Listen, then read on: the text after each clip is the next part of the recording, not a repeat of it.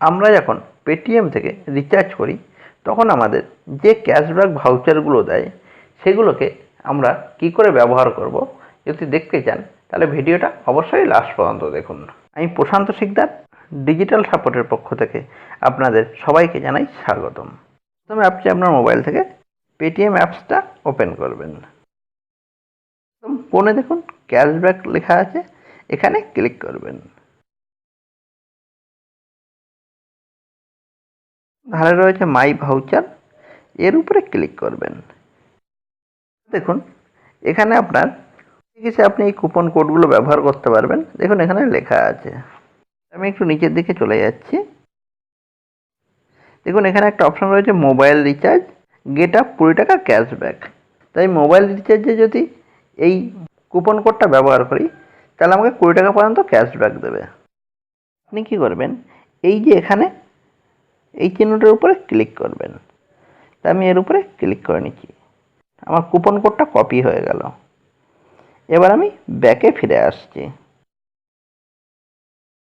এবার দেখুন এখানে রয়েছে মোবাইল রিচার্জ, এর উপরে ক্লিক করছি।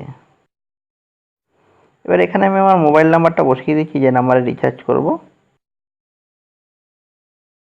এখানে প্রসেস, এখানে ক্লিক করবেন। করার পরে এখানে আপনার কি কোম্পানির সিম সেটা চাইবে। আমার বিএসএনএলটাকে সিলেক্ট করে দিচ্ছি। এখানে সিলেক্ট সার্কেল, আপনার সার্কেলটা আপনি সিলেক্ট করে নেবেন। তা আমার কলকাতা, আমি কলকাতা করে দিচ্ছি। এবার দেখুন এখানে অ্যামাউন্ট চাইছে, কত টাকা আপনি রিচার্জ করবেন। তা আমি 20 টাকা করব, তাই এখানে আমি 20 টাকা বসিয়ে দিচ্ছি। এবার এই প্রসেস টু রিচার্জ এর উপরে ক্লিক করবেন। এখানে একটা অপশান এসছে অ্যাপ্লাই প্রোমো কোড, এর উপরে ক্লিক করবেন। করার পরে আপনি যেটা কপি করেছিলেন এবার এই জায়গাটা আপনি চেপে ধরবেন। দেখুন এখানে পেস্ট অপশান এসছে, এবার পেস্টের উপরে ক্লিক করবেন।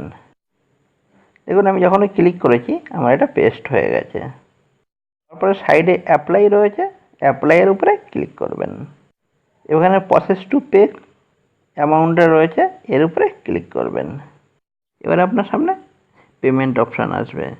আপনি এই 20 টাকাটা কোথা থেকে পেমেন্ট করবেন। আপনি ATM card, debit card, credit card দিয়ে করতে পারেন, কিংবা আপনি পেটিএম ওয়ালেট থেকে করতে পারেন। তো আমার পেটিএম ওয়ালেটে ব্যালেন্স রয়েছে, তাই আমি পেটিএম ওয়ালেট সিলেক্ট করে দিচ্ছি। এবার এই পের উপরে ক্লিক করবেন।